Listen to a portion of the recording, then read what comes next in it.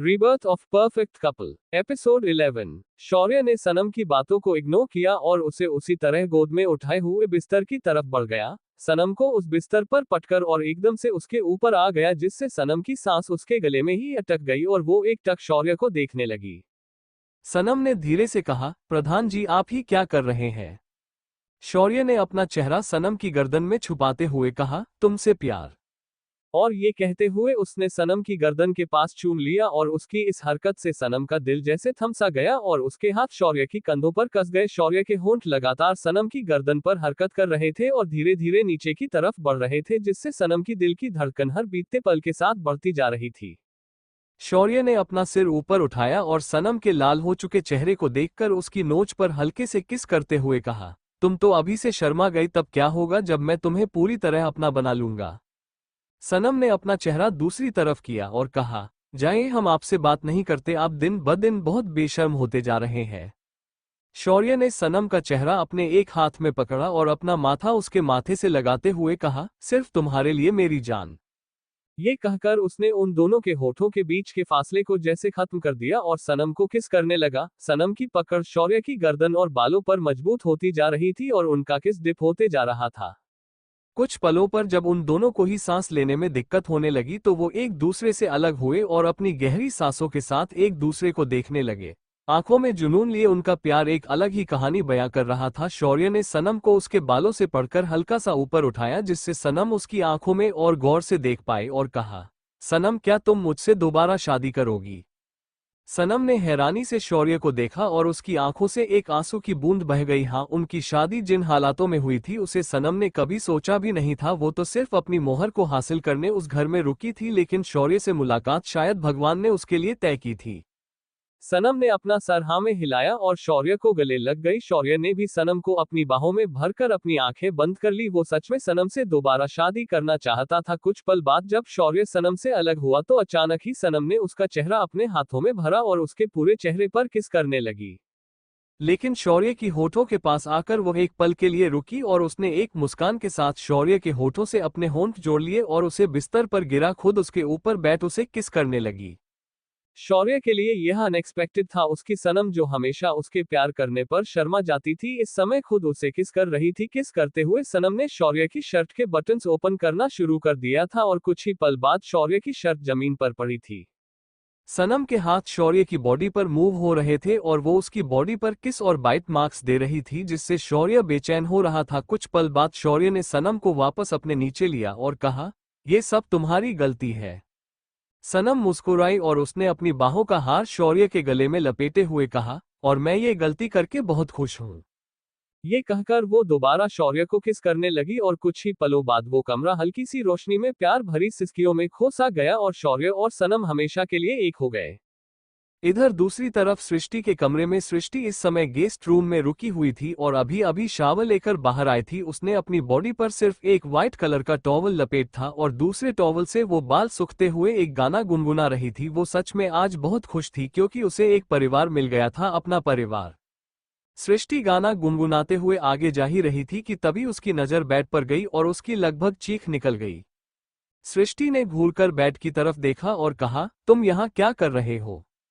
समय जो कि आराम से बेड पर लेट इस खूबसूरत नज़ारे को एंजॉय कर रहा था, वो उठकर खड़ा हुआ और उसने सृष्टि की कमर में हाथ डालकर उसे अपनी तरफ खींचते हुए कहा, अपनी बीवी से मिलने आया हूँ, क्या तुम्हें कोई दिक्कत है?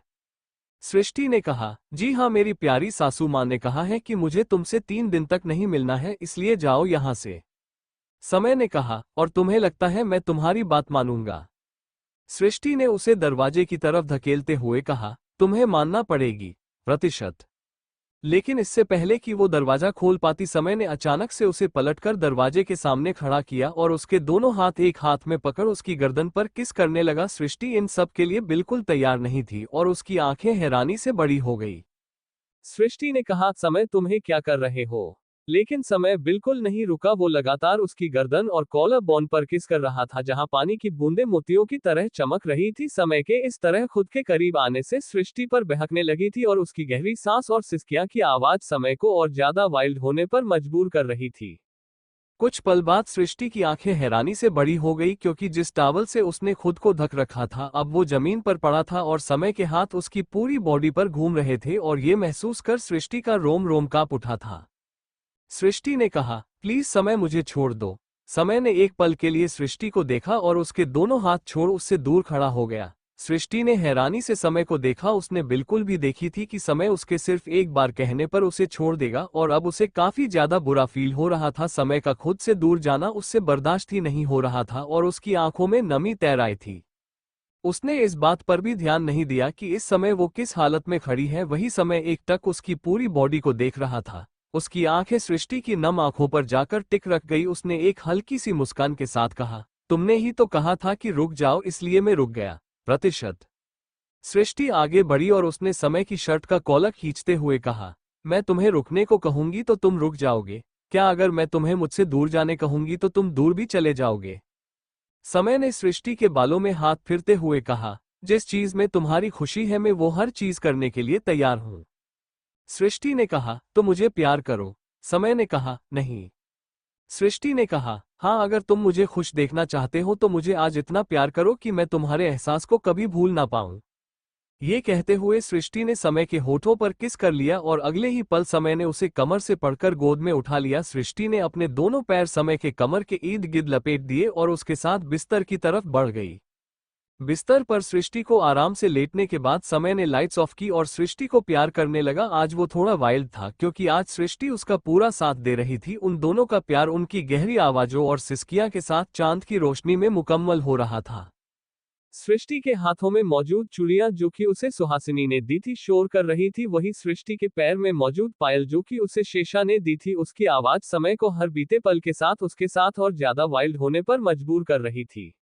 इधर दूसरी तरफ एक पुराने से घर के अंधेरे कमरे में एक शानदार सी कुर्सी जो कि सफेद रंग की थी, उस पर एक इंसान बैठा था। वो कोई लड़की थी जिसने इस समय काले रंग का लहंगा पहना हुआ था, जिसके साथ उसने सिल्वर ज्वेलरी कैरी की थी। उसके होठों पर डार्क रेड लिपस्टिक थी और उसकी गहरी आंखों में काजल सना हुआ था। अपने लंबे बालों को खुला छोड़ वो एक सिगरेट को अपने होठों में दबाए सामने रखी फोटो को देख रही थी जिसमें शौर्य और सनम दिखाई दे रहे थे। उस लड़की ने फोटो पर हाथ फेरा लेकिन उसका हाथ सिर्फ शौर्य की तस्वीर को छू रहा था। उस लड़की ने कहा, शिद्दत हो तुम मेरी, प्यार बन गए हो तुम मेरा, एक नजर में आखिरी दीदार बन गए हो तुम मेरा, अब ये चांदनी तुम्हें हासिल करके रहेगी शौर्य प्रधान, तुम सिर्फ मेरे हो, सिर्फ मेरे। ये कहते हुए चांदनी जोर जोर से हंसने लगी और उसकी हंसी इतनी भयानक थी कि आसपास मौजूद पंछी भी उड़कर कहीं दूर चले गए। सुबह के समय सनम और शौर्य के कमरे में सनम इस समय एक तक शौर्य के चेहरे को देखे जा रही थी जो कि सोते वक्त काफी ज्यादा हैंडसम लग रहा था। कल रात का बीता हर एक लम्हा उसकी आंखों के सामने से गुजर रहा था जिससे उसका चेहरा बुरी तरह लाल हुए जा रहा था। सनम ने अपने हाथों से अपना चेहरा ढका और खुद से कहा, हम ये सब क्या सोच रहे हैं, हम इतनी गंदे कब से हो गए? यही सब सोचते हुए सनम मुस्कुराए जा रही थी। सनम अपने ख्यालों में ही थी कि तभी उसे महसूस हुआ कि किसी ने उसका हाथ पकड़ा और अचानक उसे अपने करीब खींच लिया। सनम ने देखा शौर्य मुस्कुराते हुए उसे ही देख रहा था। शौर्य ने अपनी अलसई हुई आंखों से सनम को देखते हुए कहा, किसी को नींद में परेशान नहीं करना चाहिए वरना इसका खामियाजा तुम्हें भुगतना पड़ता है। सनम ने हकलाते हुए कहा, हमने किसी को परेशान नहीं किया, हम तो बस देख रहे थे कि आप सो रहे हैं कि नहीं। शौर्य ने कहा, क्यों, अगर मैं जाग रहा होता तो तुम क्या करती? सनम ने ये सुनकर घूरकर शौर्य को देखा और कहा, हम आपको बहुत मारते, आप बहुत ज्यादा बुरे हैं। शौर्य ने सनम के बालों को उसके कान के पीछे करते हुए कहा, क्या तुम बता सकती हो कि मैंने ऐसा कौन सा बुरा काम किया है? सनम ने मुंह बनाकर शौर्य की तरफ देखा और कहा, आपने हमें बहुत परेशान किया, आपने हमें पूरी रात बहुत परेशान किया, आपने हमें बिल्कुल नहीं सोने दिया और आपने। इतना कहकर सनम चुप हो गई। शौर्य ने मस्ती भरी आवाज में कहा, बताओ, आगे भी बोलो और मैं क्या? सनम ने चिढ़ते हुए कहा, हमें आपसे बात ही नहीं करनी। ये कहकर उसने अपना हाथ शौर्य से छुड़ाया और बाथरूम की तरफ जाने लगी, लेकिन तभी उसे ध्यान आया कि इस समय उसके शरीर पर कोई कपड़े नहीं है और ये महसूस कर उसकी आंखें हैरानी से बड़ी हो गई। सनम ने पीछे मुड़कर शौर्य को देखा जो कि अपना एक हाथ बिस्तर पर टिकाए उसे ही इंटेंस नजरों से देखे जा रहा था। सनम इस समय बिना किसी कपड़ों के उसके सामने खड़ी थी और उसे इस बात का अंदाजा ही नहीं था। वही शौर्य ने बिल्कुल उम्मीद नहीं की थी कि सनम इस हालत में ब्लैंकेट के बाहर निकालकर भाग जाएगी। शौर्य ने बिस्तर से उठकर सनम का दुपट्टा उठाया जो कि वही साइड में पड़ा था और फिर उसे सनम के इर्द गिर्द लपेटते हुए कहा, ध्यान से बीवी साहिब, वो क्या है ना, हम आपको बार बार इस तरह देखकर खुद को कंट्रोल नहीं कर पाएंगे। सनम ने ढंग से उस दुपट्टे को खुद से लपेटा और शौर्य की तरफ देखा। उसकी आंखों में हल्के आंसू आ गए थे। शौर्य ने उसका चेहरा अपने हाथों में भरते हुए कहा, बीवी हो तुम मेरी, तुम्हें इस तरह डरने की, शर्माने की और घबराने की जरूरत नहीं है। सनम ने हाँ में से सर हिलाया और शौर्य के गले लग गई, जिसके बाद अचानक ही शौर्य ने उसे अपनी बाहों में उठा लिया। सनम ने कहा, ये आप क्या कर रहे हैं? शौर्य ने कहा, अपनी बीवी के साथ एक हॉट बाथ लेने जा रहा हूं, क्या तुम्हें कोई परेशानी है? ये सुनकर सनम चुप हो गई, जिसके बाद वो दोनों ही बाथरूम में दाखिल हो गए। शावर के नीचे सनम को खड़ा करने के बाद शौर्य उसके होठों पर जैसे टूट पड़ा और उसे पैशनेटली किस करने लगा। सनम शौर्य के इस एक्शन के लिए बिल्कुल तैयार नहीं थी और हैरानी से उसे देख रही थी। वही शौर्य अपनी आंखें बंद किए बस उसे किस करने में खोया हुआ था।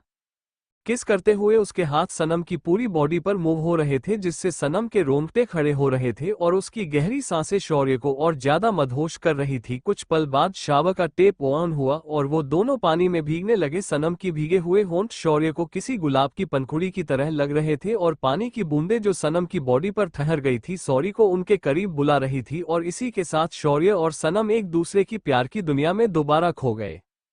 इधर दूसरी तरफ सृष्टि सुबह जल्दी उठकर कमरे से बाहर चली गई थी, क्योंकि उसे सुबह जल्दी उठकर जॉगिंग और एक्सरसाइज करने की आदत थी। वो गार्डन में घूम ही रही थी कि उसकी नज़र सामने वॉक कर रही शेषा और सुहासिनी जी पर गई। वो मुस्कुराते हुए उनके पास गई और उसने उनके पैर छूते हुए उन्हें प्रणाम किया। शेष जी ने कहा, बेटा बार बार हमारे पैर छूने की जरूरत नहीं है, तुम हमारी बेटी हो और बेटियों पैर नहीं छूती। ये सुनकर सृष्टि ने हाँ में सर हिलाया। शेषा जी ने कहा, वैसे तुम रोज इसी तरह एक्सरसाइज करती हो? सृष्टि ने कहा, हाँ, वो मैं एक कॉप हूं जिस कारण मुझे खुद को फिट रखना बहुत जरूरी होता है। शेषा ने कहा, सच में? तो तुम कई सारे मिशन करती होगी और कई गुंडों को भी मारती होगी। ये सुनकर सृष्टि ने हाँ में सिर हिलाया। शेषा जी ने एक्साइटेड होकर आगे कहा, और तुम्हारे पास तो गन भी होगी और तुमने उससे किसी को शूट भी किया होगा। ये सुनकर सृष्टि की होठों पर मुस्कान आ गई और उसे अचानक से सनम की याद आ गई। उसे याद था कि सनम किस तरह लोगों को बेदर्दी से मार डालती थी जब उसे उनसे बदला लेना होता था। ना ही उसे गन की जरूरत पड़ती थी, ना ही तलवार की। उसके हाथ में जो हथियार आता था वो उस इंसान का काल बन जाता था जिसे सनम को मारना होता था। सुहासिनी जी ने कहा, तो क्या अब तुम अपनी ये जॉब छोड़ दोगी? ये सुनते ही जैसे सृष्टि को एक झटका सा लगा। उसने हैरान होकर सुहासिनी जी की तरफ देखा और हकलाते हुए कहा, क्या क्या मुझे अपनी जॉब छोड़ने होगी? उसने बिल्कुल उम्मीद नहीं की थी कि समय के परिवार वाले उसे उसकी नौकरी छोड़ने कहेंगे, जो कि उसके लिए उसका सब कुछ थी। उसे इस तरह परेशान होता देख शेषा ने कहा, दीदी उसे परेशान मत करो। सुहासिनी जी ने हंसते हुए कहा, बेटा हम मजाक कर रहे थे, तुम तो इतनी परेशान हो गई। हम भी चाहते हैं कि तुम इंडिपेंडेंस बनो और अपने सपने पूरे करो, कोई भी तुम्हें तुम्हारी जॉब छोड़ने को नहीं कहेगा। ये सुनकर सृष्टि ने उन्हें गले लगा लिया और फिर तीनों साथ में वॉक करने लगे, जिसके बाद सृष्टि ने उन्हें कुछ हेल्दी एक्सरसाइज और योग भी करवाई और फिर वो तीनों साथ में घर में दाखिल हो गए। इधर दूसरी तरफ विजयनगर में इस समय काफी उदासी का माहौल था। सारिका बिस्तर के एक कोने पर चुपचाप लेटी हुई थी। उसका चेहरा बहुत मुरझाया हुआ था। उसने अपने दोनों हाथ से अपने पेट को कवर कर रखा था। वही गेट पर खड़े रणविजय को काफी ज्यादा बुरा लग रहा था कि वो इन सब में कुछ नहीं कर सकता है। डॉक्टर ने साफ साफ कह दिया था कि अगर आने वाले 3 दिनों में कुछ नहीं किया गया तो ना ही बच्चा रहेगा और ना ही सारिका। रणविजय ने उसे काफी समझाया, लेकिन सारिका उसकी बात मानने को तैयार ही नहीं थी। एक गहरी सांस लेकर रणविजय कमरे में दाखिल हुआ और उसने सारिका को ध्यान से देखते हुए कहा, सारिका कुछ खा लो, तुमने कल से कुछ नहीं खाया है, इस तरह तो तुम्हारी तबीयत और खराब हो जाएगी। सारिका ने पीछे मुड़कर अपने नम आंखों से रणविजय को देखा और कहा, तो क्या कुछ खा लेने से मेरी तबीयत ठीक हो जाएगी? क्या कुछ खा लेने से मेरा बच्चा ठीक हो जाएगा? नहीं, रहने दीजिए, आप समझ नहीं रहे हैं। मैं मेरे बच्चे को कुछ नहीं होने दे सकती। आप समझ क्यों नहीं रहे हैं? आप ये सब इसीलिए कह रहे हैं ना क्योंकि आपका। रणविजय ने चिल्लाते हुए कहा, बस सारिका, ये तुम क्या कह रही हो? तुम ऐसा सोच भी कैसे सकती हो? ये बच्चा मेरा है, मैंने इसे अपनाया है, मैं इसे अपना नाम देना चाहता हूँ और तुम कह रही हो कि मैं ये कहते हुए रणविजय काफी इमोशनल हो गया था। जितना दुख सारिका को हो रहा था उससे कई ज्यादा दर्द रणविजय को हो रहा था, लेकिन फिर भी सारिका उस पर सीधे इल्जाम लगा रही थी। सारिका को भी समझ आ गया उसने क्या कह दिया है, इसलिए उसने रोते हुए रणविजय को गले लगाया और कहा, रणविजय मैं क्या करूं, मुझे कुछ भी समझ नहीं आ रहा है। मेरे साथ ये सब क्यों हो रहा है? मैं नहीं तुम्हें खो सकती हूँ, ना ही इस बच्चे को। मैं क्या करूं? भगवान मेरी इतनी परीक्षा क्यों ले रहा है? रणविजय एक गहरी सांस लेकर कहा, हमें जयपुर चलना होगा। ये सुनकर सारिका ने हैरान होकर रणविजय को देखा और कहा, क्यों, जयपुर में ऐसा क्या है? रणविजय ने कहा, जयपुर एक ऐसी जगह है जहां तुम ठीक हो सकती हो और हमारा बच्चा ठीक हो सकता है, क्योंकि वहां एक ऐसा इंसान है जो तुम दोनों को बचा सकता है। ये सुनकर सारिका की आंखों में चमक आ गई। रणविजय ने सारिका का चेहरा अपने हाथों में भरा और कहा, बस तुम मुझ पर विश्वास करना। सारिका ने हाँ में सर हिलाया, जिसके बाद वो दोनों जयपुर निकालने की तैयारी में लग गए। कुछ समय बाद जब रणविजय कमरे से बाहर निकला तो उसे एक नौकर ने बताया कि करुणा जी उसे अपने कमरे में बुला रही है। जब रणविजय कमरे पर गया था उसमें देखा कि उसकी दादी एक कुर्सी पर चुपचाप बैठी सामने लगी उनके परिवार की तस्वीर को देख रही थी। उन्होंने बिना पीछे मुड़े रणविजय से कहा, मुझे तुमसे कुछ बात करनी है। रणविजय ने कहा, बोलिए दादी, आपको क्या कहना है? दादी ने कहा, देखो मैं जानती हूँ तुम सारिका से बहुत प्यार करते हो, लेकिन ये तुम जानते हो और मैं भी कि ये बच्चा तुम्हारा नहीं है और हम इसे नहीं अपना सकते। रणविजय ने हैरान होकर अपनी दादी को देखा और कहा, आप ये कैसी बात कर रहे हैं दादी, इन सब में सारिका को कोई दोष नहीं है। करुणा जी ने कहा, मैं जानती हूँ इन सब में सारिका निर्दोष है, लेकिन फिर भी तुम्हें समझना होगा कि इस समय हालात ऐसे नहीं है। तुम अभी अभी राजस्थान की हुकुम सा बने हो, अगर किसी को पता चल गया कि ये बच्चा तुम्हारा नहीं है तो तुम्हारे लिए दिक्कत बढ़ सकती है और तुम्हें इस गद्दी से हटाया जा सकता है। रणविजय ने कहा, मुझे फर्क नहीं पड़ता, मैंने पहले भी इस गद्दी के लिए किसी तरह से किसी की जान लेने की कोशिश नहीं की, ना ही किसी से लड़ाई की। मैं यहाँ सिर्फ अपनी बहन के लिए आया था। अब वो खुश है तो मैं भी खुश रहना चाहता हूँ। दादी पीछे मुड़ी। उन्होंने अपनी आग गलती आंखों से रणविजय को देखकर कहा, क्या तुम जानते हो तुम का क्या रहे हो? क्या तुम्हें पता है इस तरह हमारे खानदान का नाम किस तरह उछाला जाएगा? उद्धरण चिन्ह। रणवीर जी ने कहा, आपको खानदान की पड़ी है, मेरी सारिका की नहीं। ये सुनकर दादी चुप हो गई। उन्होंने अपना सर दूसरी तरफ मोड़ते हुए कहा, रणविजय, सारिका अगर उस बच्चे को इस दुनिया में लाएंगी तो तुम्हें और सारिका को ये जगह छोड़नी होगी। रणविजय ने कहा, ठीक है, हम चले जाएंगे। ये कहकर वो कमरे के बाहर चला गया। वहीं दादी एक गहरी सांस लेकर वापस बैठ गई। उन्हें उस बच्चे से या सारिका से कोई परेशानी नहीं थी, लेकिन आने वाली परेशानियों से उन्हें डर लग रहा था। रणविजय के वहां से जाने के बाद एक पिलर के पीछे से एक परछाई बाहर आई। उस इंसान की आंखों में आंसू थे और उसने अपना मुंह अपने हाथों से ढक रखा था। सारिका यहाँ रणविजय के पीछे से बात करने आई थी, लेकिन जब उसने उसे दादी के कमरे में जाकर कुछ बात करते देखा तो वो सुनाने लगी और उनकी बातें सुनकर उसका दिल पूरी तरह टूट गया। वो उसके लिए सब कुछ छोड़ने वाला था, वो सब कुछ जो उसे इतनी मेहनत के बाद मिला था। सारिका ने एक गहरी सांस ली। उसने फैसला कर लिया था कि उसे क्या करना है। सारिका ने अपने पेट पर हाथ रखते हुए कहा, सॉरी बच्चा, मम्मा आपके साथ कुछ गलत नहीं करना चाहती, लेकिन शायद आपकी किस्मत में सिर्फ दर्द लिखे हैं। अगर आप इस दुनिया में आ गए तब भी आपको सिर्फ नाजायज बच्चा कहा जाएगा जो मैं नहीं सहन कर पाऊंगी। उद्धरण चिन्ह। कहते हुए सारिका बाहर की तरफ चली गई। ऐसा लग रहा था जैसे उसने कुछ सोच लिया था, कुछ बहुत ज्यादा खतरनाक। दोपहर के समय रणविजय जब बाहर से लौटा तो वो सीधा अपने कमरे में गया, लेकिन सारिका वहां मौजूद नहीं थी। ये देखकर रणविजय कंफ्यूज हो गया। उसने एक नौकर से पूछा कि सारिका कहाँ है। तब उसे नौकर ने बताया कि उन्होंने सुबह से ही सारिका को नहीं देखा है। ये सुनकर रणविजय परेशान हो गया और पूरे घर में सारिका को ढूंढने लगा, लेकिन उसे सारिका कहीं नहीं मिल रही थी। करुणा जी भी बहुत ज्यादा परेशान हो गई थी और सभी लोगों को फोन करके पूछ रही थी कि किसी ने सारिका को देखा है या नहीं। हालांकि वो उस बच्चों को पसंद नहीं करती थी, लेकिन उन्हें सारिका का स्वभाव बहुत पसंद था और वो उसे एक सच्ची हुक्मरानी सा के रूप में देखती थी, जो कि अपनी हर एक परेशानी से जूझकर अभी भी डटकर खड़ी थी। रणविजय अभी किसी को फोन लगाने ही वाला था कि तभी एक नौकर ने उसे घर की सीसीटीवी फुटेज दी और ये देखकर रणविजय के हाथों से वो टैब छूटकर जमीन पर गिर गया। उस फुटेज में दिख रहा था कि पहले सारिका ने उसकी और दादी सा की बातें सुनी और उसके आधे घंटे बाद ही अपने कंधे पर एक बैग टांगे वो वहां से चली गई। रणविजय वहीं जमीन पर घुटनों के बल बैठ गया और उसने अपनी दुख भरी आवाज में कहा, सारिका तुम कहाँ हो? ये कहते हुए उसकी आंखों से आंसू की बूंद बह गई। उसने काफी मुश्किलों से सारिका को पाया था, अपने प्यार को पाया था, लेकिन फिर उसका प्यार उससे दूर चला गया था, सिर्फ और सिर्फ एक गलती के कारण जिसका जिम्मेदार शायद अब सारिका खुद को मान रही थी। रणविजय ने घूरकर अपनी दादी सा की तरफ देखा और कहा, ये सब सिर्फ आपके कारण हुआ है। अगर आपने वो बातें नहीं की होती तो आज मेरी सारिका मेरे साथ होती। करुणा जी चुपचाप अपना सिर झुकाए बैठी हुई थी। वो जानती थी इस बार उनसे गलती हुई है, इसलिए उनका कुछ भी कहना सही नहीं होगा। रणविजय उठा और घर के बाहर निकल गया। उसने अपनी कार निकली और अपने कुछ पुराने साथियों को फोन करके कहा, सारिका को ढूंढो, मुझे किसी भी हाल में सारिका मेरे पास चाहिए। ये कहकर उसने कॉल कट किया और कार को तेज स्पीड से बढ़ाते हुए किसी जगह के लिए निकल गया, जैसे उसे पता हो कि सारिका कहाँ है। रणविजय की कार एक बड़े से हॉस्पिटल के सामने रुकी। उसका दिल काफी तेज धड़क रहा था। रणविजय तेज कदमों से अस्पताल में दाखिल हुआ और उसने वहां के गायनेकोलॉजी डिपार्टमेंट में जाकर ये पूछा कि वहां सारिका की अपॉइंटमेंट थी या नहीं।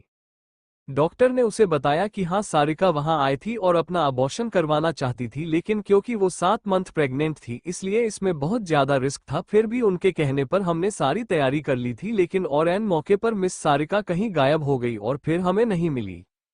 ये सुनकर रणविजय का दिल जैसा टूट गया। सारिका सिर्फ और सिर्फ उसे और उसके खानदान को बचाने के लिए अपने बच्चे तक को छोड़ने को तैयार थी, वो बच्चा जो उसकी जीने की उम्मीद बन चुका था, जिसमें उस बच्चों की कोई गलती नहीं थी। रणविजय हॉस्पिटल के बाहर निकाला, उसका चेहरा बुरी तरह मुरझा चुका था। आगे बढ़ ही रहा था कि तभी उसके फोन पर किसी का फोन आया।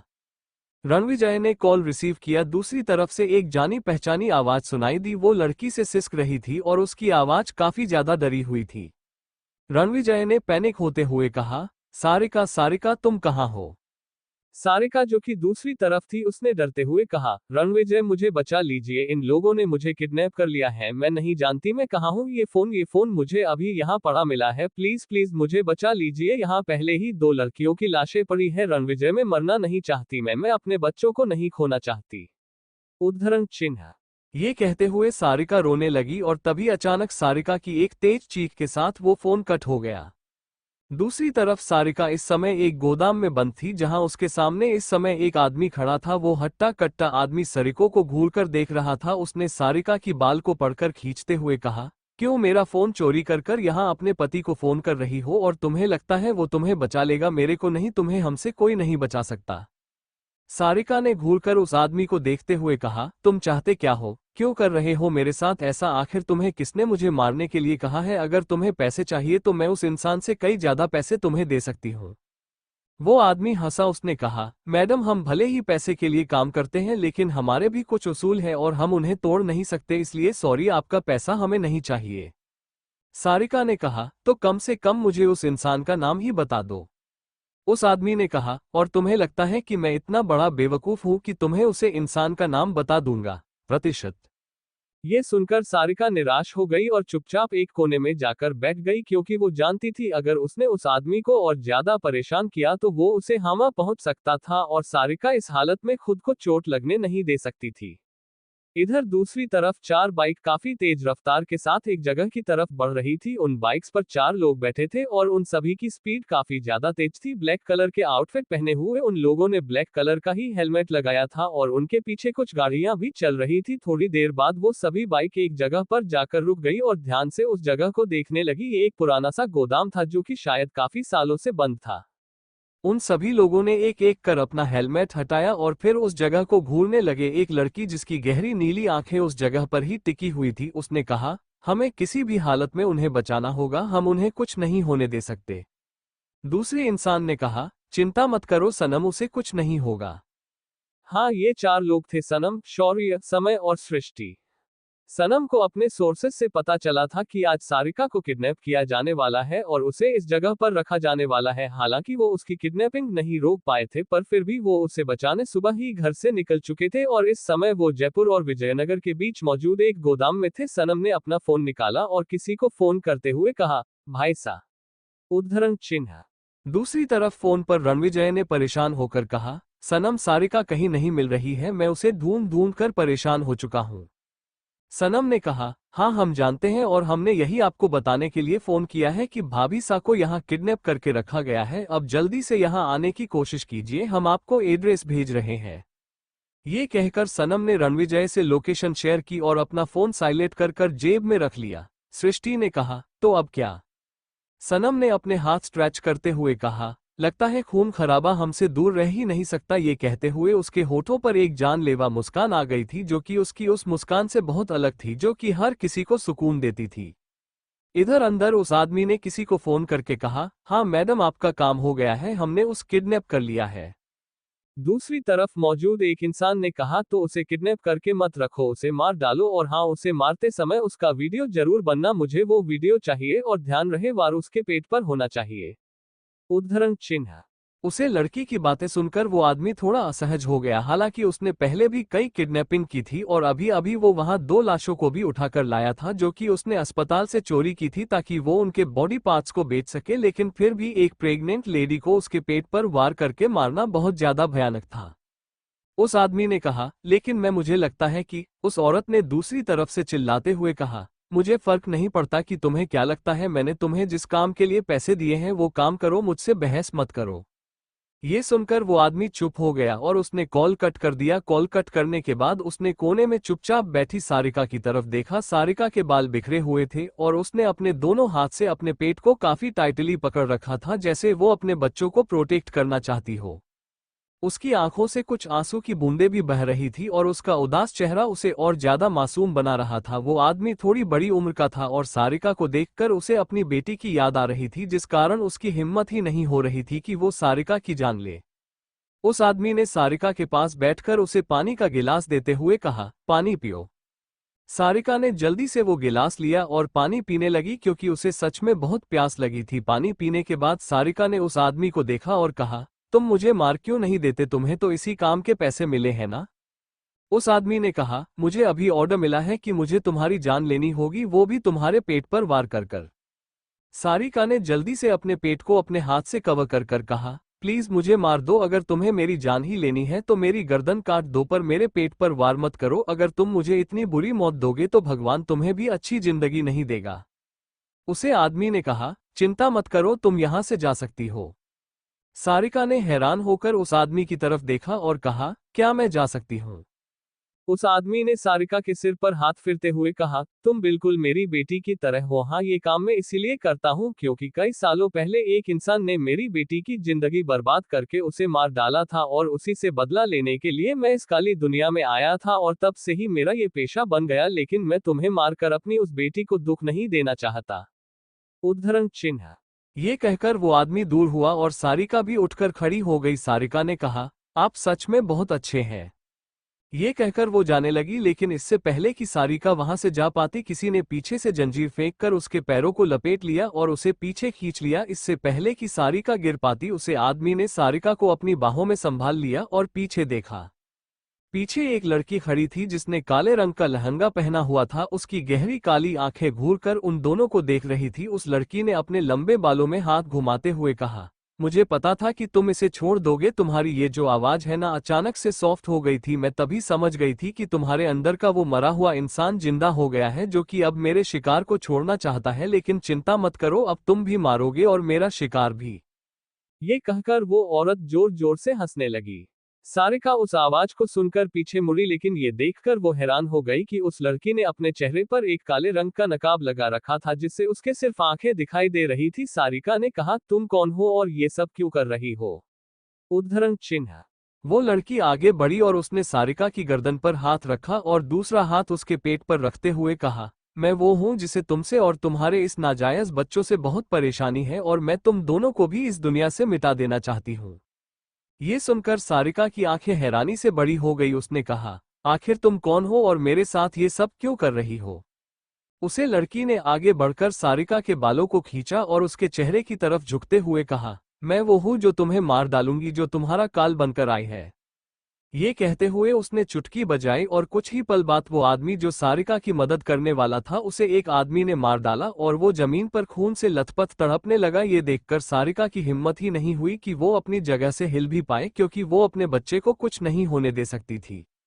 जब उस औरत ने जब सारिका को इस तरह बूंद बनकर खड़े देखा तो उसने मुस्कुराते हुए कहा, क्या हुआ, अपने बच्चों की चिंता हो रही है? चिंता मत करो, मैं पहले उसे ही मरूंगी ताकि तुम उसका दुख मना सको, और जब तुम्हारे आंसू खत्म हो जाएंगे तब तुम्हारा खून बहेगा, और जब तुम्हारा खून खत्म हो जाएगा तब तुम मर जाओगी।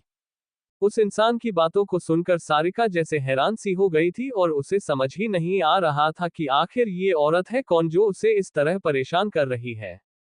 उस औरत ने अपने हाथ में एक गन पकड़ी हुई थी, उसे गन को अपनी कमर में खोसकर उसने एक सुनहरे रंग का खंजर निकाला, उसे सारिका के पेट पर चलाते हुए कहा, सुना है कुछ साल पहले कई लड़कों ने मिलकर तुम्हें परेशान किया था और तुम्हारे साथ उद्धरण चिन्ह।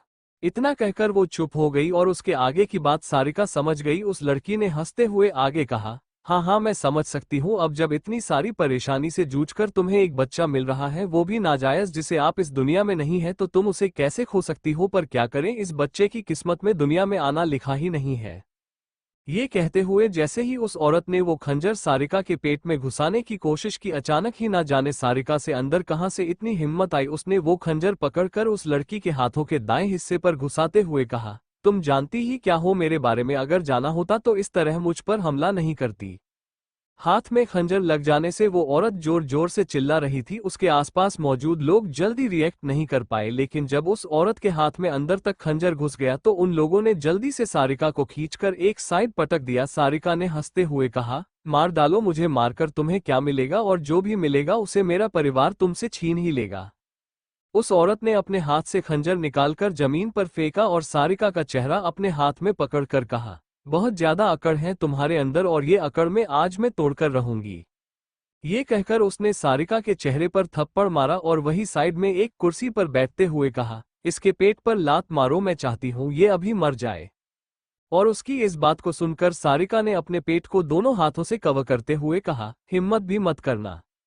कुछ आदमी सारिका की तरफ बढ़ने लगे, लेकिन इससे पहले कि कोई कुछ कर पाता बाहर से गन शॉट की आवाज आने लगी। ये सुनकर उस औरत ने हैरानी से अपनी आंखें बड़ी की और कहा, यहाँ कौन आया है? जाओ सबके सब जाओ और देख कर आओ, जितने भी लोग बाहर हो उन सबको मार डालो, अंदर तक कोई पहुंच ना पाए।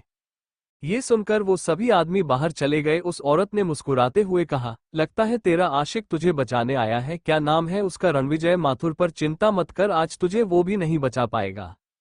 ये कहकर उसने सारिका को घसीटते हुए एक छोटे से कमरे में बंद कर दिया और बाहर से ताला लगाते हुए कहा, तुझे तो आज मरना ही होगा सारिका रणविजय माथुर। ये कहकर वो वहां से चली गई। सारिका ने अपनी आंखें बंद करते हुए कहा, प्लीज रणविजय, अगर आप यहाँ हो तो मुझे बचा लीजिए, मुझे और मेरे बच्चे को बचा लीजिए रणविजय। इधर बाहर सनम, शौर्य, समय और सृष्टि अलग अलग जगह पर खड़े थे। सनम ने अपने कान में मौजूद ब्लूटूथ से कहा, ये गोली किसने चलाई? सृष्टि ने कहा, मैंने। सनम ने कहा, आपको ऐसा नहीं करना चाहिए था। सृष्टि ने कहा, ये करना जरूरी था और इस बारे में मैं आपको बाद में बताऊंगी, चलिए पहले इन लोगों से निपटते हैं। ये कहकर सृष्टि बाहर निकल लोगों से लड़ाई करने लगी। वो लोगों को बेरहमी से अपनी गन से शूट कर रही थी।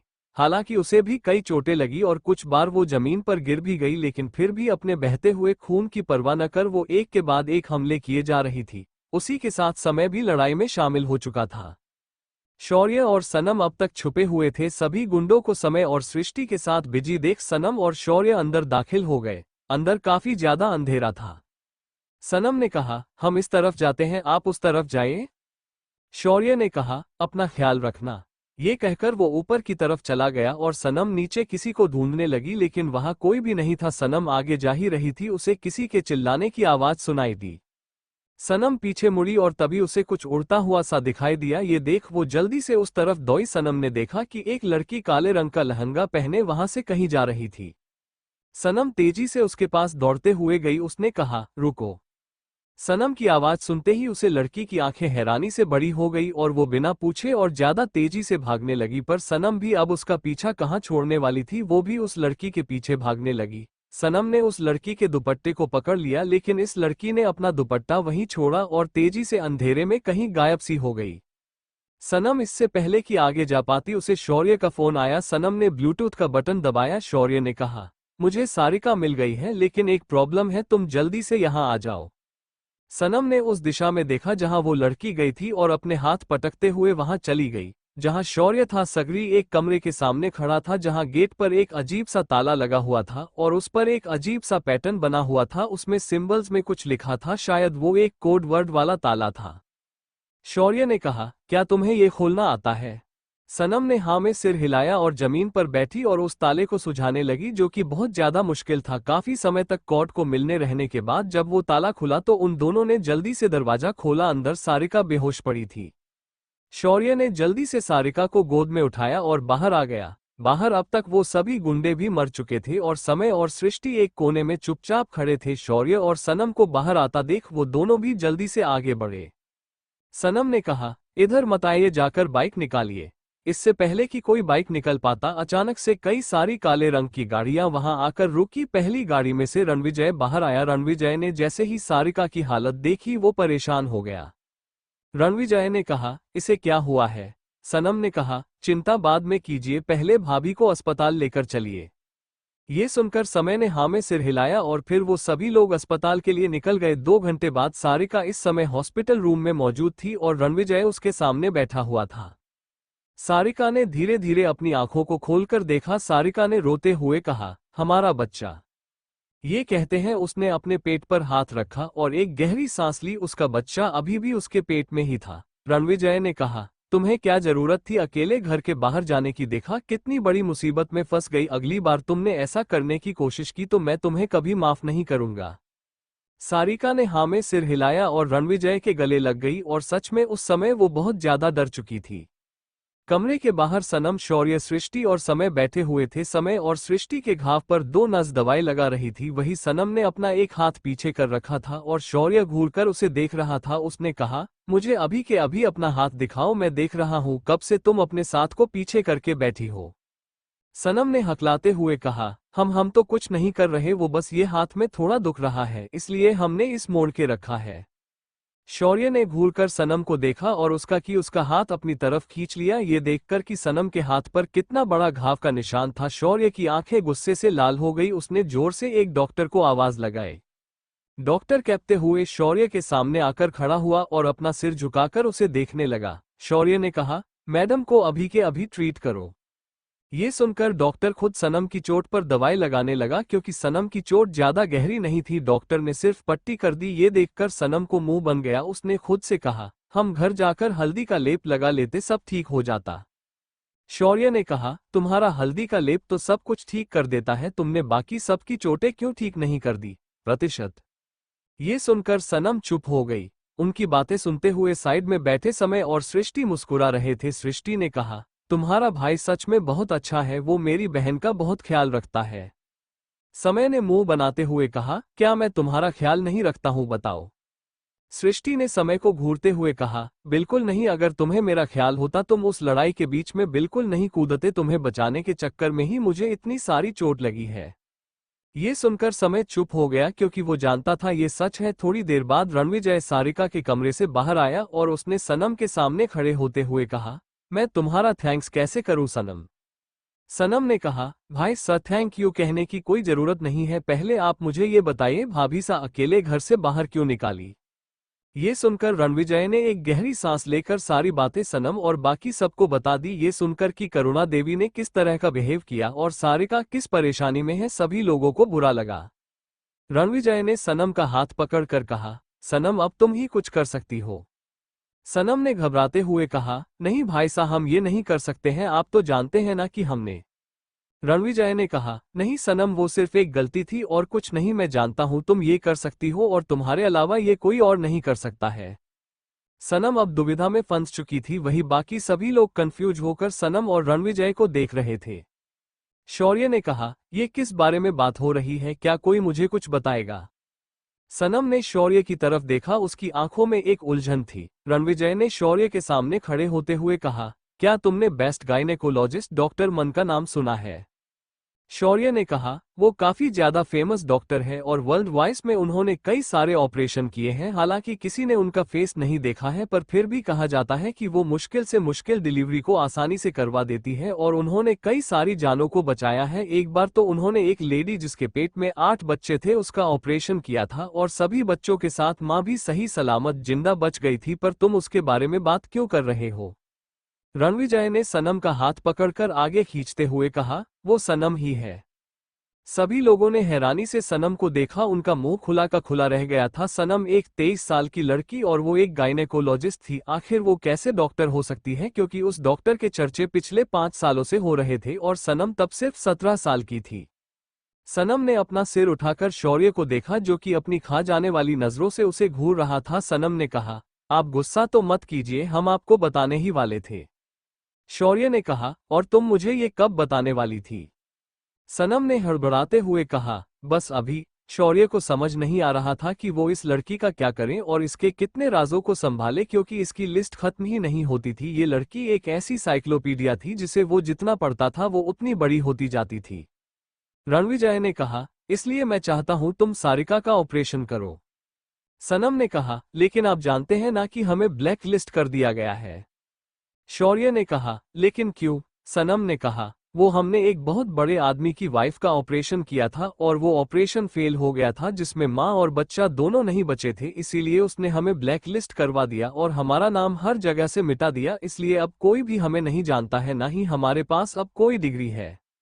रणविजय ने अपने दांत पीसते हुए कहा, ये सब झूठ है। बाद में मैं इन्वेस्टिगेशन करवाई थी, ये सब उस आदमी ने खुद ही किया था, क्योंकि वो बच्चा उसका नहीं था और उसे उस लेडी से भी छुटकारा चाहिए था ताकि उसकी प्रॉपर्टी अपने नाम करवा सके।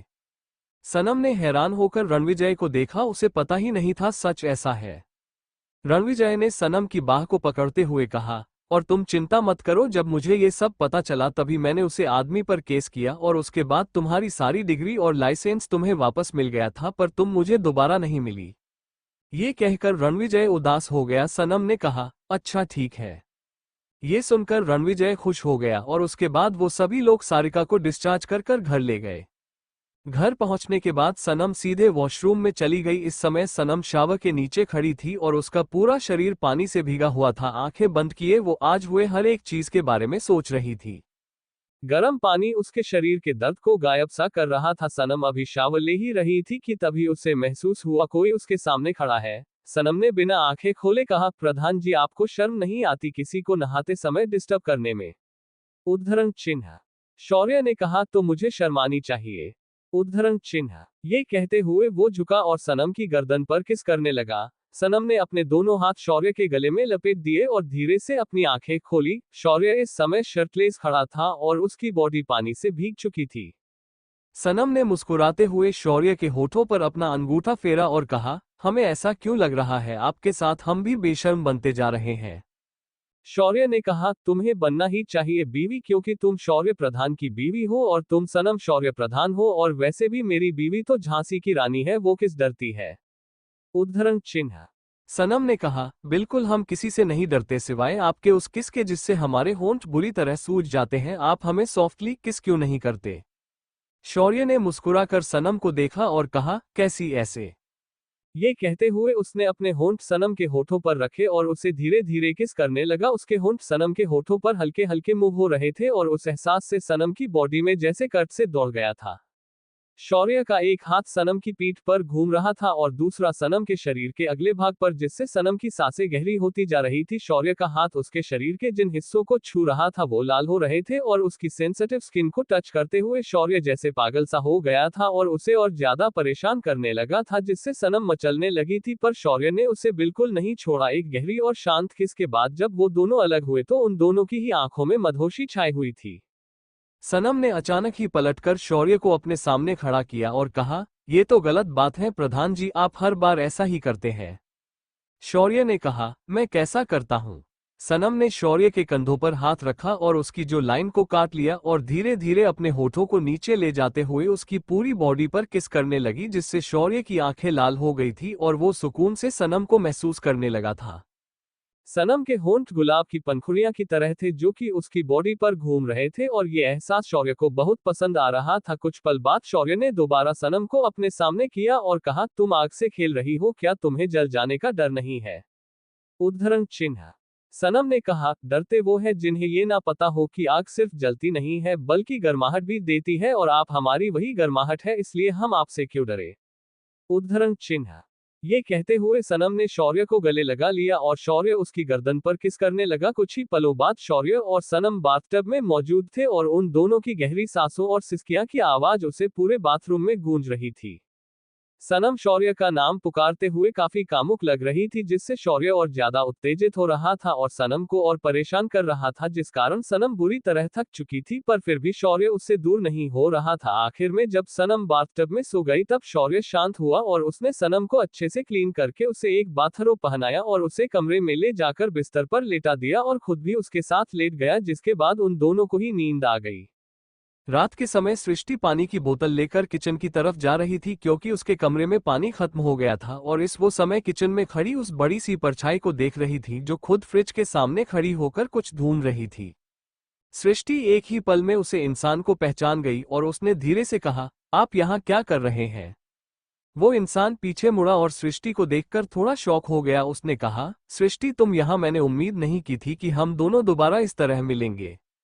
सृष्टि ने भी व्यंग्यात्मक मुस्कान के साथ कहा, आपने सही कहा, मुझे भी बिल्कुल लंबी नहीं थी कि मैं दोबारा आपसे मिलेगी, वो भी इन हालातों में जहां आपकी वाइफ मेरी ननंद होगी। उद्धरण चिन्ह। ये सुनकर रणविजय का चेहरा हल्का सा लाल हो गया। वो जानता था उसने सृष्टि को कई सारे जख्म दिए हैं। वो कई बार सृष्टि को बोल चुका था कि वो उसकी बहन नहीं है या वो नाजायज है। ऐसे ही कई सारे इल्जाम वो सृष्टि पर लगा चुका था, इसलिए उसमें अब हिम्मत ही नहीं थी कि वो सृष्टि के सवालों का सामना करे। सृष्टि ने उसके फेस एक्सप्रेशन को इग्नोर करते हुए कहा, क्या आप साइड हटेंगे? ये सुनकर रणविजय जल्दी से साइड हट गया, जिसके बाद सृष्टि ने एक पानी की बोतल ली और दूसरी बोतल वही साइड में रखकर जाने लगी। रणविजय ने धीरे से कहा, क्या तुम अभी भी मुझे माफ नहीं करोगी? उद्धरण चिन्ह। सृष्टि ने कहा, माफ करने वाली मैं होती कौन हूँ? आप सनम दीदी के भाई हैं, मेरे नहीं, इसलिए ना ही मुझे आपसे माफी मांगनी है, ना ही मुझे आपकी माफी चाहिए, इसलिए मुझसे दूर रहिए। ये सुनकर रणविजय ने एक गहरी सांस ली और चुपचाप सृष्टि को वहां से जाते हुए देखने लगा। थोड़ी दूर जाकर सृष्टि एक दीवार से लगकर खड़ी हो गई। उसके परिवार में कोई नहीं था। वो बचपन से ही अनाथों की तरह रही थी। अपने बीमार भाई का इलाज करते करते वो थक गई थी और पिछले 2 महीने में उसकी हालत बहुत सीरियस हो गई थी, जिसके बारे में किसी को भी नहीं पता था। लेकिन जब जब सृष्टि अपने भाई को देखती थी, उसे सिर्फ ये एहसास होता था कि उसकी जिंदगी इतनी बुरी क्यों है, और रणविजय के शब्द जो उसके दिल में एक ऐसे घाव की तरह रह गए थे जैसे वो कभी नहीं मिटा सकती थी, वो तो उसे जीने ही नहीं देते थे। सृष्टि ने कहा, नहीं भाई साहब, मैं आपको माफ नहीं कर पाऊंगी। भले ही मैं आपको माफ कर दूं, लेकिन मेरे दर्द, मेरी तकलीफें इससे काम नहीं होगी, इसलिए आप जितना मुझसे दूर रहेंगे मेरे लिए उतना ही अच्छा है। ये कहते हुए वो अपने आंसू पोंछ कमरे में दाखिल हो गई। पानी पीने के बाद सृष्टि ने समय की तरफ देखा, जो कि अभी भी अपने लैपटॉप में कुछ काम कर रहा था। ये देखकर सृष्टि का मुंह बन गया। उसने कहा, क्या तुम्हें नींद नहीं आ रही है या फिर तुम सोना ही नहीं चाहते हो? उद्धरण चिन्ह। समय ने अपने लैपटॉप से नजरें हटाकर सृष्टि को देखा और कहा, मेरा थोड़ा काम बचा है, उसके बाद में सो जाऊंगा। उद्धरण चिन्ह। सृष्टि ने घड़ी की तरफ देखा। रात के 2:30 बजे बज रहे थे, लेकिन फिर भी समय एक प्रेजेंटेशन पर काम कर रहा था। सृष्टि ने कहा, तुम इस पर कल काम कर लेना। उद्धरण चिन्ह। समय ने कहा, लेकिन कल मुझे इस प्रेजेंट करना है और ये बहुत ज्यादा इम्पोर्टेंट है।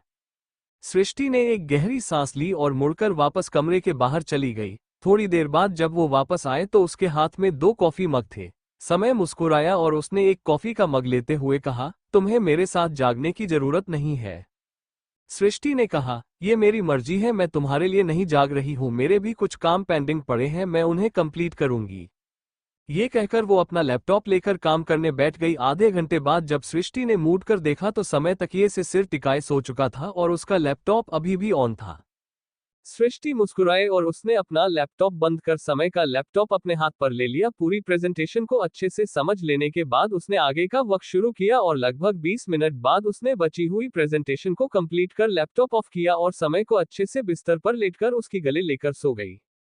अगली सुबह प्रधान भवन का माहौल काफी चहल पहल भरा हो रहा था। सभी लोग सारिका के आसपास घूम रहे थे। सुहासिनी जी ने सारिका के सामने एक प्लेट करते हुए कहा, देखो मैंने तुम्हारे लिए तुम्हारा फेवरेट गाजर का हलवा बनाया है, क्या तुम इसे भी नहीं खाओगी? सारिका ने ना में सर हिलाया। शेषा जी ने आगे आकर कहा, मैंने तुम्हारे लिए खीर बनाई है, तुम्हें पसंद है ना? सारिका ने फिर ना से हिलाया। तभी वहां पर सूरज जी आए, जिनके हाथ में पिज्जा और कोल्ड ड्रिंक थी। उन्होंने कहा, तुम ये तो खाओगी ना? ये मैंने स्पेशली शेफ से कहकर तुम्हारे लिए हेल्दी पिज्जा बनवाया है।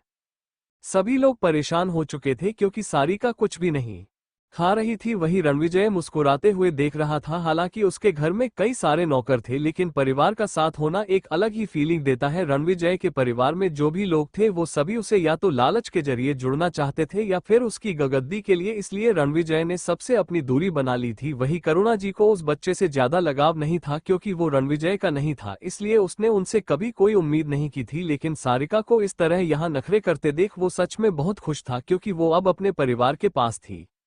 अब रणवीर जी को लग रहा था कि उससे पहले ही सारिका को यहाँ ले आना चाहिए था, तो शायद उसे जो कॉम्प्लिकेशंस आ रही है वो नहीं हो रही होती। उसकी नजर किचन से बाहर आ रही सनम पर गई जिसके हाथ में एक प्लेट थी। सब उस प्लेट को देख कर के लिए कंफ्यूज थे।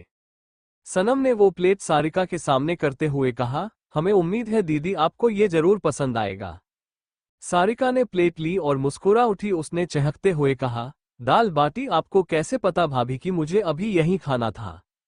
सनम मुस्कुराई और मुड़कर जाने लगी। ये देखकर सभी का बच्चों की तरह मुंह बन गया। सनम ने जाते हुए कहा, अच्छा चलिए उदास मत होइए, हमने सबके लिए बनाया है। ये कहकर वो किचन में चल गई, लेकिन इससे पहले कि वो कुछ कर पाती अचानक ही किसी ने उसे अपनी बाहों में पकड़ा और फ्रिज के पीछे खड़ा कर लिया और उसकी गर्दन पर अपने होंठ टिका दिए। सनम ने उस इंसान के कंधों पर अपने हाथ रखा और गहरी सांस लेते हुए कहा, प्रधान जी क्या कर रहे हैं? घर में सभी लोग हैं और ये किचन है। स्लैश। शौर्य ने उसी तरह उसकी गर्दन पर किस करते हुए कहा, आई डोंट केयर। उद्धरण चिन्ह। ये कहकर वो धीरे धीरे नीचे की तरफ बढ़ने लगा और वही सनम की सांस ऊपर की तरफ। सनम की नजरें बार बार दरवाजे की तरफ जा रही थी जैसे कि वहां से कोई भी आने वाला हो, लेकिन शौर्य को जैसे इन सभी बातों से कोई फर्क ही नहीं पड़ रहा था। वो अपने एक हाथ को सनम की कमर पर थिरकते हुए दूसरे हाथ से उसे कस के पकड़े सिर्फ उसे किस करने में बिजी था। सनम ने इस समय एक क्रीम कलर की साड़ी पहनी थी, इसके साथ उसने रेड कलर का स्लीवलेस ब्लाउज पहना था जो कि साड़ी की बॉर्डर से मैच हो रहा था। कानों में बड़े बड़े झुमके जिनके मोतियों की लड़ी पीछे उसके खुले बालों में लगी हुई थी और मांग में भरा लाल सिंदूर उसकी खूबसूरती में चार चांद लग रहा था। सनम की हाथों की चूड़ियां एक खनक के साथ आवाज कर रही थी जब भी वो शौर्य से छूटने की कोशिश कर रही थी, और वही आवाज शौर्य को और ज्यादा परेशान कर रही थी। शौर्य ने सनम की आंखों में देखते हुए कहा, अगर तुमने दोबारा ये शोर किया तो आई स्वेर में तुम्हें किचन से ही अपने गोद में उठाकर कमरे की तरफ ले जाऊंगा। उद्धरण चिन्ह। ये सुनकर सनम चुप हो गई। उसने धीरे से बड़बड़ाते हुए कहा, प्रधान जी आप बहुत ज्यादा बेशर्म होते जा रहे हैं। हमें ऐसा क्यों लग रहा है कि हमें आपको अपने करीब आने ही नहीं देना चाहिए था, क्योंकि जब से हमने आपको अपने करीब आने दिया है तब से ही आप हमें बिल्कुल नहीं छोड़ते हैं। शौर्य ने कहा, बीवी कोई छोड़ने की चीज थोड़ी होती है जाने मन। सनम ने कहा, तो हमेशा इस तरह पकड़ के रखने की भी चीज नहीं होती है, और दूसरी बात हम कोई चीज है ही नहीं। ये कहते हुए उसका मुंह बन गया और इस समय वो बहुत प्यारी दिख रही थी। शौर्य ने सनम के प्लम्पी होठों पर हल्के से अपनी होंठ टिकाए और धीरे से बड़बड़ाते हुए कहा, तो चले कमरे में। उद्धरण चिन्ह। सनम ने कहा, बिल्कुल नहीं, आपने हमें वैसे ही रात में बहुत परेशान किया और हमारे पैर बहुत दुख रहे हैं, हम कहीं नहीं जाएंगे। शौर्य ने कहा, सोच लो, क्योंकि अगर तुम नहीं चली तो फिर मैं तुम्हें ले जाऊंगा और बाकी घर वाले तुम्हारे बारे में और मेरे बारे में क्या सोचते हैं ऐसे मुझे कोई फर्क नहीं पड़ता। सनम ने परेशान सा चेहरा बनाकर शौर्य को देखा और कहा, ठीक है आप जाए, हम आ रहे हैं। ये सुनकर शौर्य मुस्कुराया और अपने कमरे की तरफ चला गया, जिसके बाद सनम भी अपने कमरे में चले गए। कमरे में दाखिल होते हैं सनम को महसूस हुआ कि उसके पैर जमीन पर नहीं है, क्योंकि शौर्य ने उसके अंदर कदम रखते ही उसे गोद में उठा लिया था और अपने एक पैर से दरवाजा बंद कर दिया था। शौर्य ने सनम को बिस्तर पर पटका और उसके ऊपर आते हुए कहा, तो तुम तैयार हो? सनम ने कहा, हम किसी चीज के लिए तैयार नहीं है प्रधान जी, हम आपको सिर्फ इतना बताने आए हैं कि हम। उद्धरण चिन्ह। इसके आगे सनम कुछ कहा ही नहीं पाई, क्योंकि उसके होंठ शौर्य के होठों के जरिए बंद किए जा चुके थे और शौर्य उसे पैशनेटली किस कर रहा था। एक लॉन्ग और डिप किस के बाद जब शौर्य सनम से अलग हुआ तो सनम का चेहरा बुरी तरह लाल हो रहा था। वो गहरी सांस ले रही थी और उसके होंठ जिन पर पीच कलर की लिपस्टिक लगी थी अब पूरी तरह रेड हो चुके थे और उसकी नशीली आंखें शौर्य को घूरे जा रही थी, जैसे वो कभी भी उसे खा ही जाएगी। सनम ने कुछ कहने के लिए अपना मुंह खोला ही था कि उसके मुंह से सिर्फ एक आह निकली जो कि धीरे धीरे बढ़ती चली गई क्योंकि शौर्य के होंठ उसकी गर्दन से होते हुए सीने और सीने से होते हुए पेट की तरफ बढ़ चुके थे। वो धीरे धीरे नीचे जा रहा था और जब शौर्य ने सनम के नाजुक से पैरों को चुम्मा तो सनम की सांस की निकल गई, लेकिन अगर ही पल उसे अपने पैरों के पास ही हल्की सी ठंडक का एहसास हुआ जिससे वो हैरान हो गई। सनम उठकर बैठी और उसने अपने पैरों की तरफ देखा जिसमें शौर्य ने अभी अभी सोने की पायल पहनाई थी। उन पायलों में काफी सुंदर राजस्थानी कढ़ाई की डिजाइन की हुई थी जिसके साथ घुंघरू लगे हुए थे। उस पायल में जगह पर छोटे छोटे डायमंड भी देखे जा सकते थे और वो पायल बेहद ज्यादा खूबसूरत थी। उन पायल को देखकर सनम को ऐसा लग रहा था जैसे वो कोई सपना देख रही हो। उस खूबसूरत और आकर्षक पायल को देखकर सनम उसे देखते ही रह गई थी। उसने हैरानी से शौर्य को देखा जिसकी नजर अभी भी सनम के पैरों पर ही थी। शौर्य ने हल्के से सनम के पैर को ऊपर उठकर उसको चूमते हुए कहा, ये पायल सिर्फ तुम्हारे लिए बनी है और ये मैं तुम्हारे लिए बनवा कर लाया हूं, मेरी तरफ से तोहफा, तुम्हारे जन्मदिन का तोहफा। उद्धरण चिन्ह।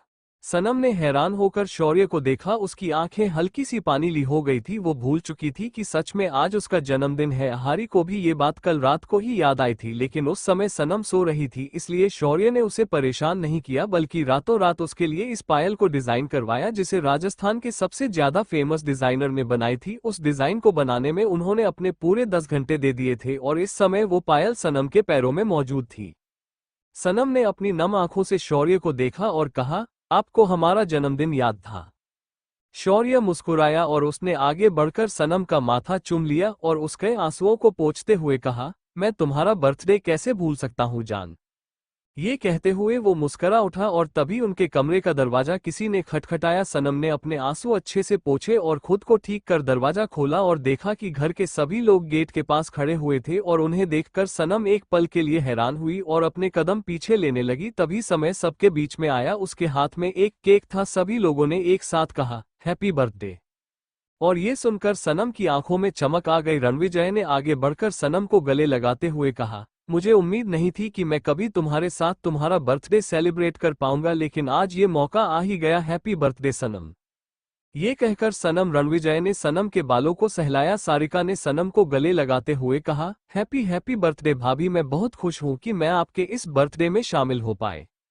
सुहासिनी जी ने मुंह बनाते हुए कहा, मैं तुमसे बहुत नाराज हूं, तुम जानती थी तुम्हारा आज बर्थडे है फिर भी तुमने किसी को नहीं बताया। अगर शौर्य ने हम लोगों को रात के 2 बजे मैसेज करके इन्फॉर्म नहीं किया होता तो अभी तक हम लोग इस बात से अनजान बैठे होते कि आज हमारी प्यारी सी सनम का बर्थडे है। शेषा जी ने भी मुंह बनाते हुए कहा, सनम तुम्हें हमें बताना चाहिए था।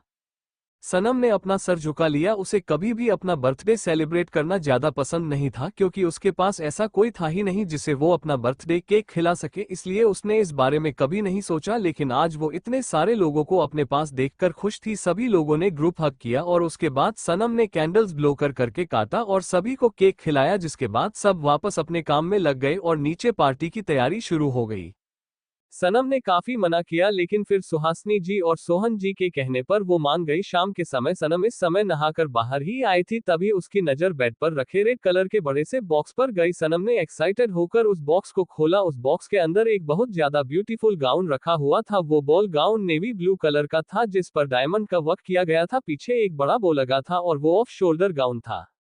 उसी के साथ उसमें एक प्योर व्हाइट डायमंड का नेकलेस भी रखा हुआ था। इन सभी चीजों को देखकर सनम काफी खुश हो गई थी। लगभग आधे घंटे बाद सभी लोग पार्टी में आ चुके थे। शहर के नामी गिरामी लोग इस पार्टी में शामिल होने आए थे और कई सारी लड़कियां सिर्फ और सिर्फ शौर्य को देखने वहां आई हुई थी क्योंकि वो पूरे जयपुर में बहुत ज्यादा फेमस था। हालांकि बहुत कम लोगों ने उसे देखा था, लेकिन फिर भी उसकी खूबसूरती के चर्चे पूरे शहर में थे। लड़कियां काफी सज सावर कर शौर्य से मिलने आई थी ताकि वो उसे इम्प्रेस कर सके और वो उससे शादी कर सके। उन सभी की नजर शौर्य पर ही थी, जो थोड़ी दूर खड़ा किसी बिजनेसमैन से बात कर रहा था। उसने नेवी ब्लू कलर का 3 पीस सूट पहना था और इस समय वो काफी ज्यादा चार्मिंग लग रहा था। वही समय भी अपनी डार्क ब्लू कलर की शर्ट और ब्लैक कलर की पेट में काफी हैंडसम लग रहा था। उसने सृष्टि का हाथ पकड़ा हुआ था। सृष्टि ने इस समय एक व्हाइट कलर की साड़ी पहनी थी जिसका ब्लाउज ब्लू कलर का था। उसने अपने लंबे बालों को जुड़े में बंधा हुआ था जिसमें ब्लू कलर के लिली के फ्लावर्स लगे हुए थे। उसके होंठ पर न्यूड लिपस्टिक थी और उसकी आंखों में काजल के साथ स्मोकी मेकअप किया गया था। इस समय वो काफी ज्यादा ब्यूटीफुल दिख रही थी और कई सारी लड़कियां उसे जलन भरी निगाहों से देख रही थी, क्योंकि समय काफी ज्यादा कूल था और वो लड़कियों से फ्लर्ट भी करता था, इसलिए समय को फंसाना उनके लिए आसान था। लेकिन ये देखकर कि समय के पास पहले से ही एक शख्स मौजूद है जो कि उन सभी से ज्यादा खूबसूरत है, उन लोगों ने ये होप छोड़ दी और उन सभी की होप अब सिर्फ शौर्य पर ही टिकी हुई थी। कोई नहीं जानता था कि ये पार्टी किसके लिए रखी गई है, सभी लोग सिर्फ इतना जानते थे कि ये एक बर्थडे पार्टी है और बर्थडे गर्ल अभी तक आई नहीं है। लोगों ने सोचा कि शायद सारिका प्रधान का बर्थडे होगा। थोड़ी देर बाद वहां पर रणविजय और सारिका की एंट्री हुई।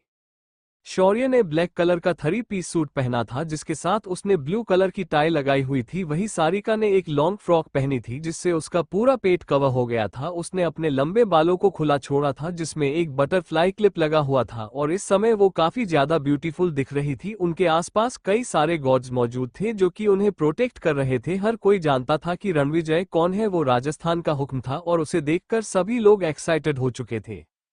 एक शख्स ने सूरज जी के पास जाकर कहा, सूरज जी और कितना इंतजार करवाएंगे, हमें आखिर बर्थडे गर्ल से मिलवाएं, आखिर वो आ तो गई है। ये कहते हुए उस इंसान ने सारिका की तरफ इशारा किया। सूरज जी ने नामे सर हिलाते हुए कहा, नहीं मिस्टर वर्मा, आज सारिका का बर्थडे नहीं है, आज बर्थडे किसी और का है। ये सुनकर मिस्टर वर्मा कंफ्यूज हो गए और सोचने लगे कि आखिर बर्थडे किसका है। तभी सभी लोगों की नजर सीडीओ के पास गई। पूरे हॉल की लाइट को बंद कर दिया गया था और एक स्पॉटलाइट सीडीओ के पास जल रही थी जहां से खूबसूरत सी लड़की नीचे उतर कर आ रही थी। उस लड़की के लंबे बाल खुले हुए थे जिसमें एक टियारा लगा था। उसकी आंखों पर ब्लू कलर का आईशैडो और होठों पर पिंक कलर की लिपस्टिक की, कानों में छोटे छोटे डायमंड इयररिंग्स और गले में एक बड़ा सा डायमंड का नेकलेस पहने वो काफी खूबसूरत दिख रही थी। वो बॉल गाउन उसके चलते समय थोड़ा बाउंस हो रहा था और उसके होठों के मुस्कान उसे दिलकश बना रही थी। हर कोई उस लड़की को देखा ही रह गया। वहां कई साल सेलिब्रिटीज भी आए थे लेकिन फिर भी वो भी उसे लड़की के आगे फीके दिख रहे थे। मिस्टर वर्मा ने कहा, शी इज सो ब्यूटीफुल, आखिर ये है कौन, क्या ये कोई सेलिब्रिटी है? सूरज जी ने मुस्कुराते हुए कहा, नहीं ये कोई सेलिब्रिटी नहीं है, लेकिन उससे कम भी नहीं, थोड़ी देर में आपको पता चल जाएगा। उद्धरण चिन्ह। जब सनम ने अपना आखिरी कदम नीचे रखा और तभी पूरे कमरे की लाइट वापस ऑन हो गई और उसने देखा कि शौर्य उसके सामने घुटनों के बल बैठा अपना हाथ आगे किए हुए उसे देख रहा था। सनम ने मुस्कुराते हुए शौर्य के हाथ में अपना हाथ दिया और शौर्य खड़ा होकर उसे आगे ले जाने लगा। शौर्य को ऐसा करते देख हर कोई हैरान रह गया था क्योंकि सभी लोग जानते थे कि शौर्य को लड़कियों से कितनी नफरत है। उसे बिल्कुल पसंद नहीं था कि कोई लड़की उसके पास आए या फिर उससे रिश्ता रखे, फिर भी वो एक लड़की को अपने साथ लेकर आ रहा था। ये देखकर कई सारे लोग हैरान थे और लड़कियां तो जलन के मारे मरे जा रही थी। शौर्य ने सनम को सेंटर में लाया जहां पर एक बड़ा सा केक रखा था और कहा, एवरीवन मीट माय वाइफ सनम शौर्य प्रधान। जैसे ही ये शब्द बाहर आए हजारों दिल एक साथ टूट गए और आंसू की कुछ बूंदें उनके दिल के अंदर ही बह गई। किसी ने भी उम्मीद नहीं की थी कि इस पार्टी में उन्हें इतना बड़ा शौक मिलेगा। शौर्य द बेस्ट एलिजिबल बिजनेसमैन शादीशुदा था। उसने कब शादी कर ली कोई नहीं जानता था। हर कोई हैरानी से सनम को देख रहा था लेकिन उन दोनों की जोड़ी उन्हें परफेक्ट दिख रही थी। सनम और शौर्य दोनों ने ही मैचिंग आउटफिट पहने थे और वो दोनों हाथ पकड़ते हुए मुस्कुरा रहे थे। सनम का ब्यूटीफुल फेस और उसकी रॉयल्टी उसे बिल्कुल शौर्य के बराबर दिखा रही थी, पर किसी ने भी कभी सनम को नहीं देखा था इसलिए कोई भी ये पहचान नहीं पा रहा था आखिर सनम है कौन।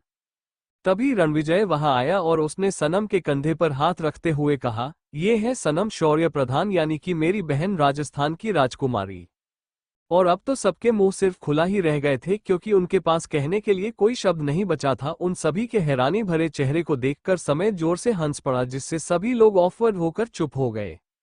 थोड़ी देर बाद केक कटिंग सेरेमनी हुई और उसके बाद सभी लोग आपस में बिजी हो गए। कुछ पल बाद समय ने स्टेज पर जाकर डांस परफॉर्मेंस की अनाउंसमेंट की जिसके बाद सनम और शौर्य स्टेज के बीच में चले गए और एक ब्यूटीफुल से सॉन्ग पर डांस करने लगे।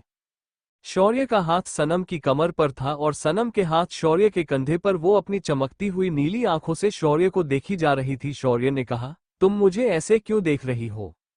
सनम ने कहा, हमें ऐसा लग रहा है हमें दुनिया की सारी चीज मिल गई, आपसे मिलकर हमारी दुनिया पूरी हो गई, शुक्रिया हमारी जिंदगी में आने के लिए।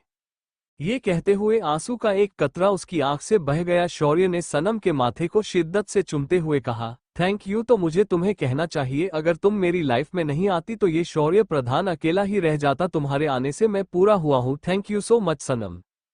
वो दोनों बातें कर ही रहे थे कि तभी अचानक से एक ब्लास्ट हुआ जिससे सभी लोग हैरान हो गए। वो ब्लास्ट किचन की थोड़ी दूरी पर हुआ था। सभी का ध्यान उसे तरफ था, लेकिन सृष्टि का ध्यान अभी भी सनम पर ही था। तभी उसने देखा कि वो लोग जहां डांस कर रहे थे उसके जस्ट ऊपर एक झूमर था जो कि धीरे धीरे नीचे आ रहा था। सृष्टि समझ गई कि वह झूमर गिरने वाला है, इसलिए वो जल्दी से दौड़कर सनम और शौर्य के पास गई और उसने उन्हें दूर धक्का दे दिया, जिससे वो दोनों तो दूर गिर गए लेकिन वो झूमर सृष्टि पर गिर गया। झूमर के गिरने से सभी लोग हैरान होकर उस तरफ ही देखने लगे थे और कुछ लोग घर के बाहर जा चुके थे। घर में सिक्योरिटी के सारे गार्ड भी अंदर आ चुके थे और कुछ लोग मिलकर झूमर को हटा रहे थे। वही सनम से खड़ी जमीन की तरफ देख रही थी जहां अभी भी सृष्टि लेटी हुई थी। सृष्टि के चेहरे से खून बह रहा था। वो झूमर बिल्कुल उसके चेहरे पर गिरा था। ये कहना गलत नहीं होगा कि शायद सृष्टि को काफी ज्यादा चोट लगी थी। सनम ने हैरान होकर अपने कदम को आगे बढ़ाया, लेकिन तभी अचानक किसी ने उसे धक्का दिया और झूमर के पास बैठ गया। वो समय था। समय ने चिल्लाते हुए कहा, सृष्टि सृष्टि उठो, सृष्टि तुम्हें क्या हुआ है सृष्टि। लेकिन उसे कोई जवाब नहीं मिला। उस झूमर को जल्दी से हटा दिया गया। समय ने देखा कि सृष्टि के शरीर के कई हिस्सों में उस झूमर के कांच घुस गए थे और उसका चेहरा भी कांच से सना हुआ था। ये देखकर समय हैरान हो गया और उसकी आंखों से आंसू बहने लगे। उसने जल्दी से आगे बढ़कर सृष्टि का सर अपनी गोद में रखा और उसे उठाने की कोशिश करने लगा, लेकिन उसकी हिम्मत ही नहीं हो रही थी कि वो सृष्टि के किसी भी बॉडी पार्ट को हाथ लगा सके, क्योंकि उसे कई जगह पर चोट लगी थी। शौर्य जल्दी से हरकत में आया। उसने कहा, समय, हमें सृष्टि को अस्पताल लेकर चलना होगा। समय ने कहा, भाई भाई मेरी सृष्टि, सृष्टि को उठाओ ना, इसे क्या हो गया है। प्रतिशत शौर्य समय की हालत समझ सकता था। उसने जल्दी ही एम्बुलेंस को कॉल किया और थोड़ी देर बाद एम्बुलेंस आ भी गई। उन लोगों ने ध्यान से सृष्टि को स्ट्रेचर पर लिटाया और अस्पताल के लिए निकल गए। सभी लोग इस समय इमरजेंसी वार्ड के बाहर खड़े थे और अंदर कुछ डॉक्टर सृष्टि का ट्रीटमेंट कर रहे थे। ट्रीटमेंट होते हुए लगभग 3 घंटे बीत चुके थे, लेकिन अभी भी किसी ने कुछ नहीं कहा था। सारिका और सुहासिनी जी घर पर ही थे, क्योंकि सारिका की तबीयत इस हादसे को देखकर खराब हो गई थी, इसलिए सुहासिनी जी उसका ख्याल रखने के लिए वहीं रुकी हुई थी। वही सनम कॉरिडोर के कोने पर खड़े होकर उधर से सभी लोगों को देख रही थी। उसकी आंखों से आंसू बह रहे थे। उसने खुद से कहा, सब मेरी गलती है, सब मेरी ही गलती है, मुझे बचाने के चक्कर में सृष्टि। यही सब बड़बड़ाते हुए सनम रोए जा रही थी। तभी उसे महसूस हुआ कि किसी ने उसके कंधे पर हाथ रखा है। सनम ने अपना सिर उठाया और उसकी आंसू भरी आंखें शौर्य की आंखों से जान मिली। शौर्य ने सनम को जल्दी से गले लगाते हुए कहा, तुम्हें क्या हुआ है सनम। सनम ने रोते हुए कहा, प्रधान जी, सब हमारी गलती है, हमारे कारण सृष्टि सिर्फ आज हमारे कारण है उस रूम में, आखिर हम इतनी बुरी क्यों है प्रधान जी। हमारा बुरा साया जिस किसी पर भी पड़ता है उसको कोई ना कोई चोट लगती है। हम पहले अपने माँ बाप को खा गए, फिर अपनी प्रजा और आज अपनी बहन। ये सब कहते हुए सनम रोए जा रही थी। शौर्य मेरे सनम का चेहरा अपने हाथों में भरा और कहा, तुम्हारे कारण कुछ नहीं हो रहा है। ये कहते हुए वो सनम को एक कोने में ले आया, लेकिन सनम अभी भी बड़बड़ाए जा रही थी। वो बहुत ज्यादा पैनिक हो गई थी। सनम ने कहा, नहीं, सब हमारे कारण, हम तुमसे दूर चले जाएंगे, एक दिन आपको भी हमारी कारण चोट लग जाएगी। हम कुछ नहीं कर पाएंगे, हम किसी को भी दुखी नहीं देख सकते, हमारे कारण किसी का खून नहीं बहना चाहिए। वो इसी तरह के कई सारे शब्द कहे जा रही थी। शौर्य ने एक गहरी सांस ली और सनम का चेहरा अपने करीब खींच उसके होठों पर अपने होंठ रख दिए और उसे चूमने लगा। ऐसा होते ही सनम चुप हो गई और हैरानी भरी आंखों से शौर्य को देखने लगी, जो कि अपनी आंखें बंद किए उसे किस किए जा रहा था।